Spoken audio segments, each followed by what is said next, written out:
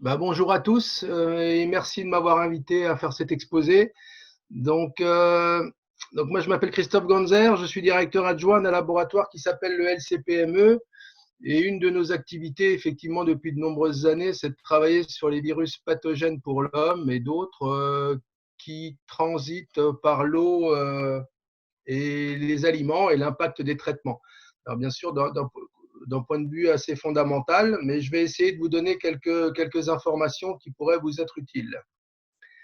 Alors pour commencer, peut-être, même si ça a déjà été dit, on peut peut-être s'interroger sur quel type de virus on trouve dans les eaux usées. Globalement, moi, en tant que virus d'intérêt, on s'intéresse surtout à des virus, ce qu'on appelle des virus entériques pathogènes. Globalement, dedans, il y a des virus de gastroentérite, d'hépatite et ce qu'on appelle des entérovirus qui provoquent des pathologies très diverses.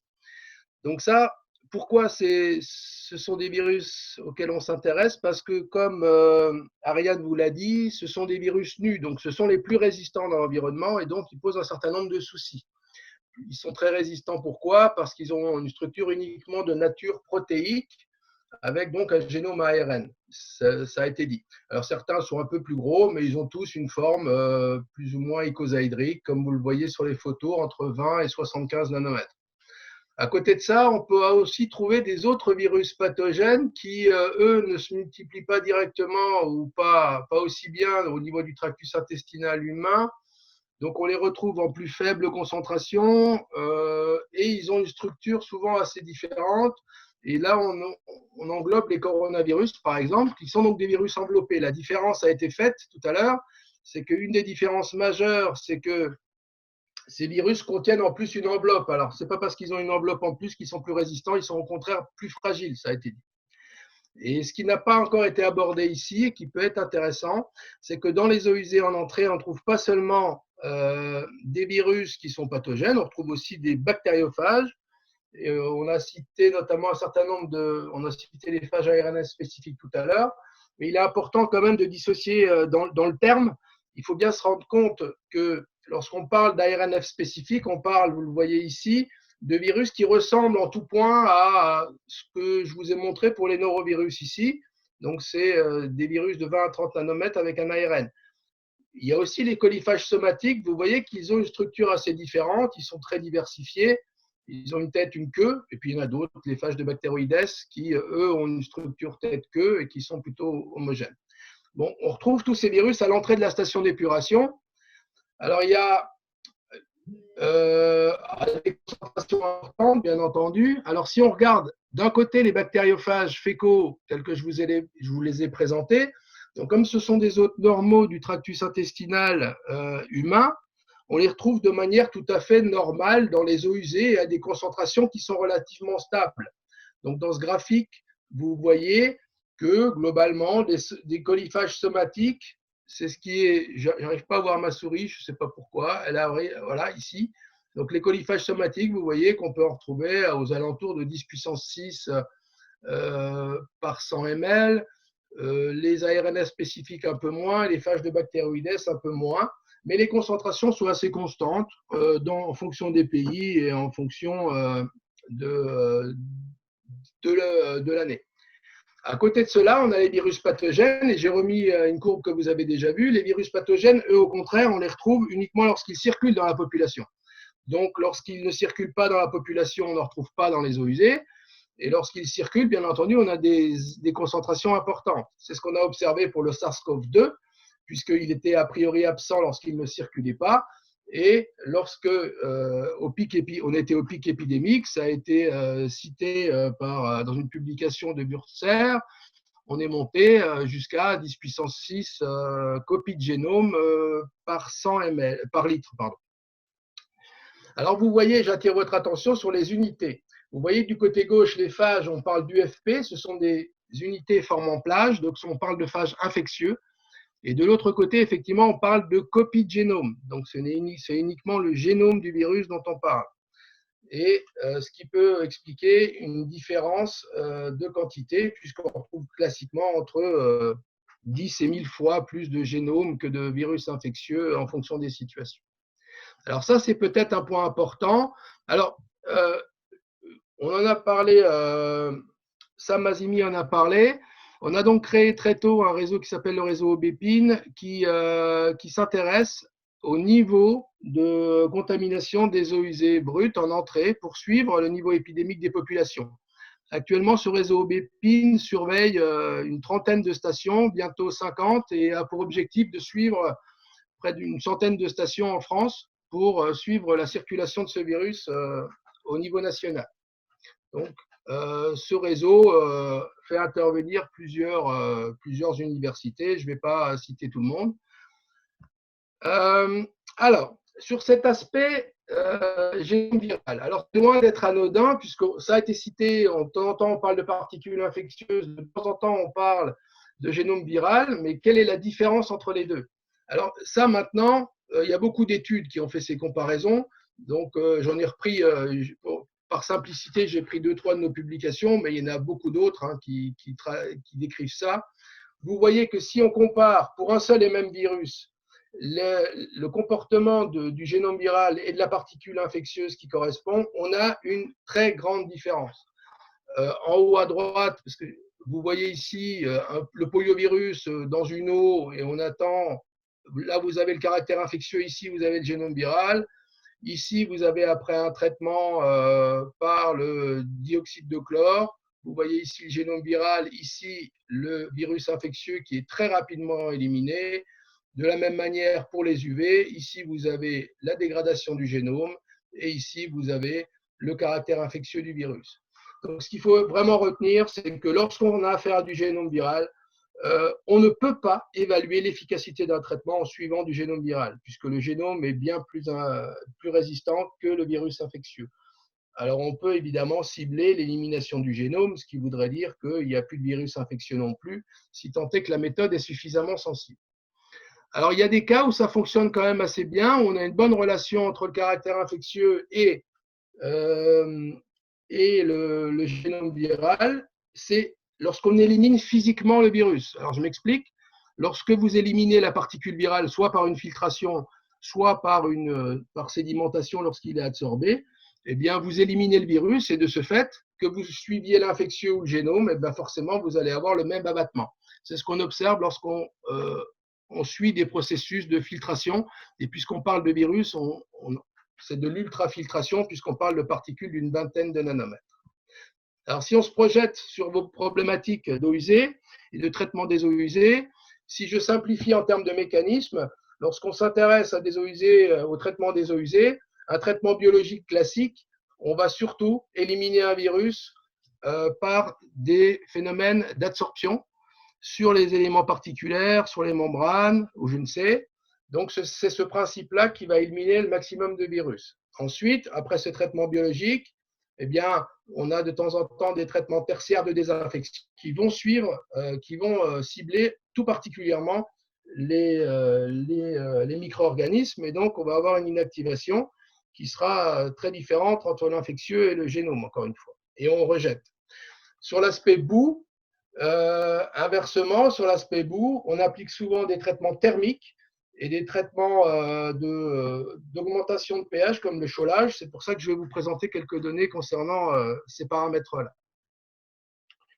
Donc, si on regarde l'élimination d'un virus lors d'un traitement biologique de manière globale, alors cette slide est peut-être un petit peu trop complexe, mais c'est simplement pour attirer votre attention sur un phénomène.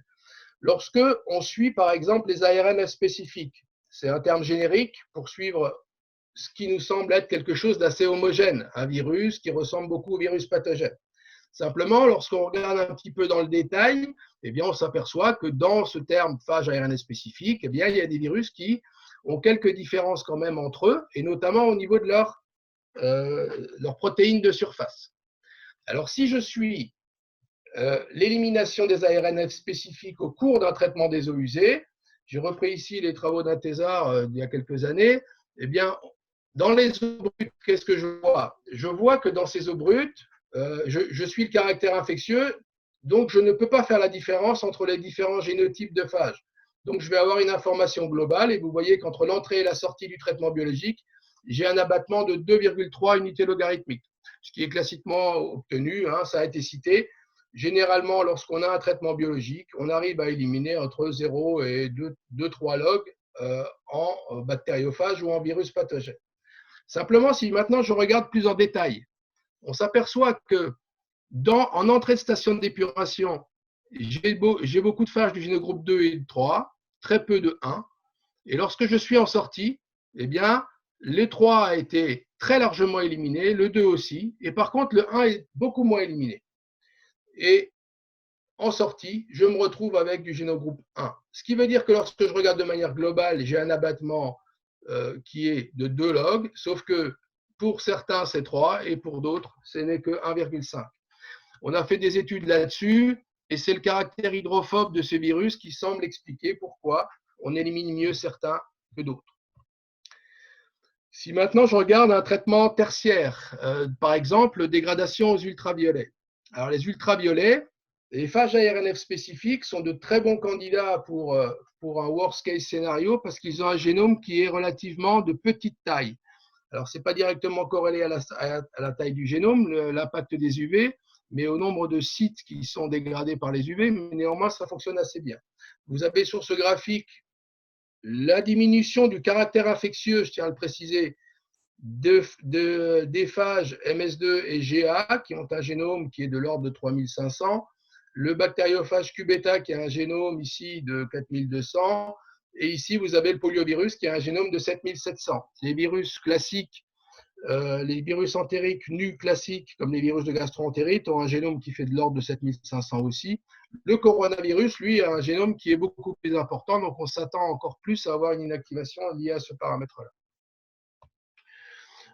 Si je passe à la résistance thermique, c'est plus le cas dans le traitement des boues. J'ai pu réaliser une analyse sur la résistance thermique des virus nus et par rapport aux virus enveloppés. Alors ce graphique, je vais essayer de vous l'expliquer, l'information est assez simple à comprendre.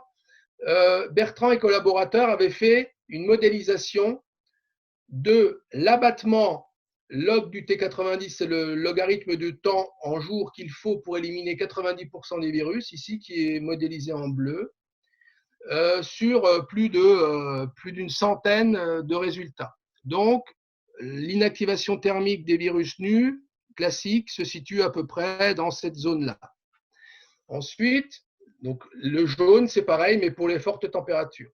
Ensuite, ont été positionnés ici, par les petites croix et les carrés, la résistance thermique des virus enveloppés cette fois-ci. Et notamment les modèles qui servent, les virus qui servent de modèle pour les coronavirus. Ils ont été cités tout à l'heure, hein, ce sont des modèles animaux qui sont cultivables. Et vous apercevez que la résistance thermique, je parle toujours du caractère infectieux, eh bien, la résistance thermique de ces virus enveloppés est bien en dessous des virus nus classiques et donc bien en dessous des phages ARNF spécifiques ou des coliphages somatiques dont je vous parlais tout à l'heure.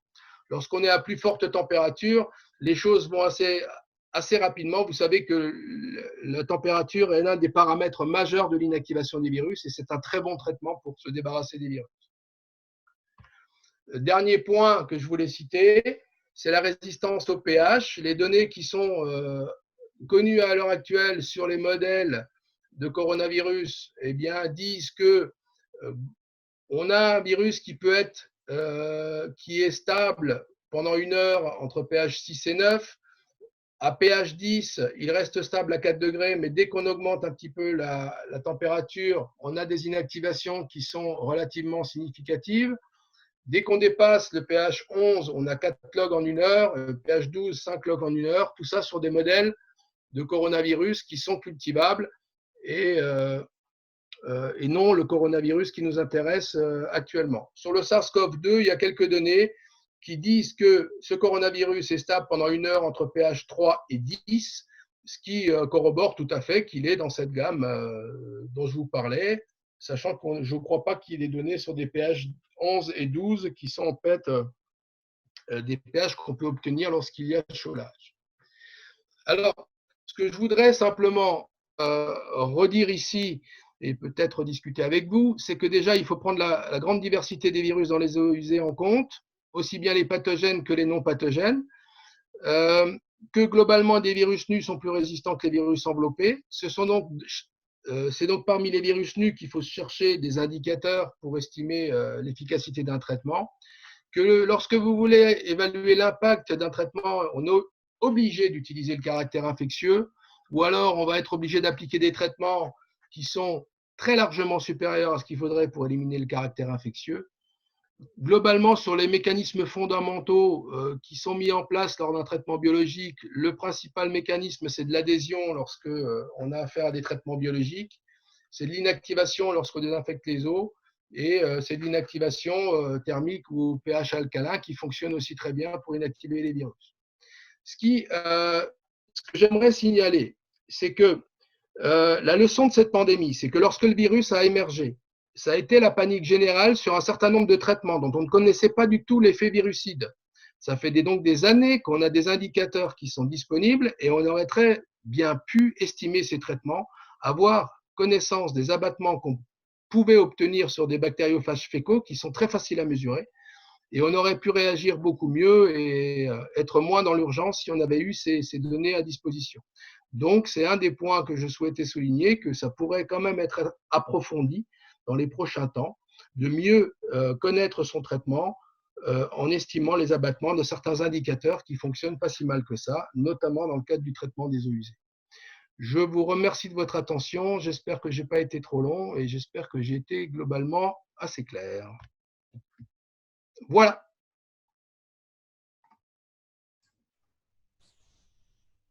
Félicitations. Mais encore une fois, pour des petits cerveaux, c'est de l'information qu'il faut digérer, hein, sans mauvais jeu de mots. Il y avait une question qui m'a semblé intéressante, voilà, c'est M. Ganzer. Mais peut-être qu'elle elle est déplacée. Voilà, c'est sur les méthodes analytiques et sur le caractère infectieux ou pas. Voilà, je reviens un petit peu sur cet aspect-là des choses. De quelle manière on peut dire ça peut poser un problème ou pas pour les hommes? Alors, ce qu'on sait actuellement, alors on travaille beaucoup sur cet aspect-là, notamment dans le cadre du réseau. Il y a très peu d'études, Ariane le disait tout à l'heure, il y a très peu d'études qui ont réussi à détecter du virus infectieux dans les selles, alors que ce virus est facilement cultivable lorsqu'on part d'un prélèvement humain. Donc on se pose des questions quant à du caractère infectieux du virus dans les selles déjà. Ce qui, en plus, ensuite, pose le problème, est-ce qu'il est encore infectieux lorsqu'il arrive à l'entrée de la station d'épuration? Et ça dénote bien toute la problématique, puisque on ne sait pas à l'heure actuelle s'il est réellement infectieux ou pas, s'il y a un biais méthodologique qui fait qu'on n'arrive pas à le détecter sur les cultures cellulaires. Mais le fait est que c'est un virus qui est quand même relativement facilement cultivable. On le fait au labo, hein, on arrive à le cultiver lorsqu'on part de prélèvements respiratoires. Et lorsqu'on est dans la station d'épuration ou dans les selles, on n'arrive pas à le cultiver. Donc, soit c'est un biais méthodologique, soit c'est parce que réellement, il est plus infectieux. S'il est plus infectieux, a priori, le problème est quasiment réglé. Mais encore faut-il le démontrer.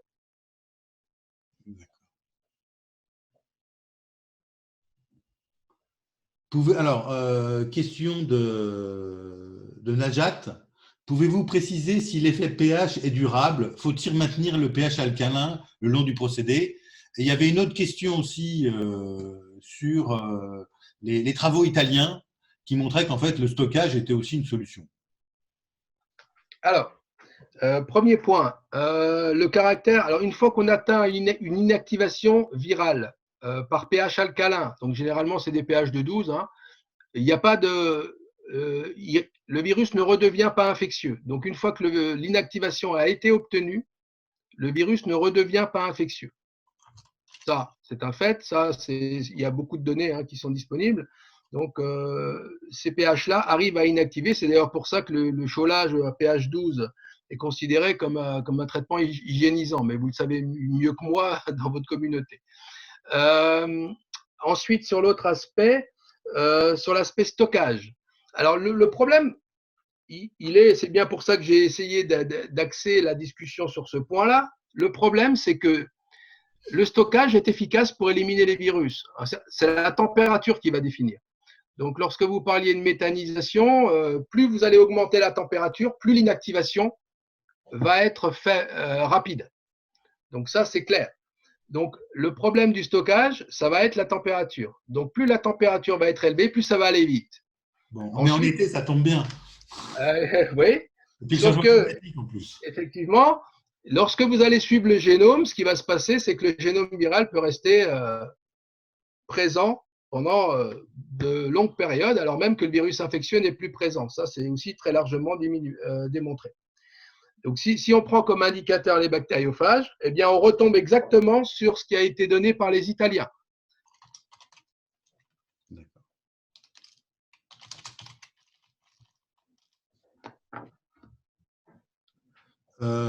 Question de Pébasso. Je ne sais pas qui s'il veut se présenter à l'occasion. Voilà. Pensez-vous que les résultats scientifiques attendus vers le 15 juillet à l'ANSES sur la poursuite ou non de l'interdiction des épandages de boue non hygiénisés sera maintenu ou pas et sous quel délai? Est-ce que ça dépend de Météo France? Je ne vais pas préjuger des décisions de l'ANSES sur ce qui est de l'épandage des boues. Donc, le problème, c'est que on est confronté au fait que d'utiliser les phages comme indicateurs, étant donné qu'ils ne sont pas validés, on ne sait pas trop si ce que je vous dis, on a des preuves indirectes qui démontrent que c'est des phages qui sont très résistants, et donc on peut les utiliser comme indicateurs, mais il y a toujours le doute sur le fait que c'est un nouveau virus, alors pourquoi pas un virus exceptionnel qui résiste beaucoup et qui serait plus résistant. Donc les phages, a priori, ça va être compliqué de les intégrer tout de suite en urgence. Mais à long terme, ça serait une solution. Sur ce qui est de la détection du génome, ma foi, pour moi, il est extrêmement dangereux de se focaliser sur le génome parce que le fait de dire qu'il n'y a pas de génome viral dans une boue traitée ne veut strictement rien dire parce que vu les volumes qui sont testés et vu les méthodes qui ne sont pas normalisées, simplement se dire j'ai pas de génome dans 5 microlitres de boue traitée, ça me semble être un critère qui est assez dangereux, mais ça permet quand même de montrer qu'il n'y a pas de très forte teneur de génome dans les boues traitées.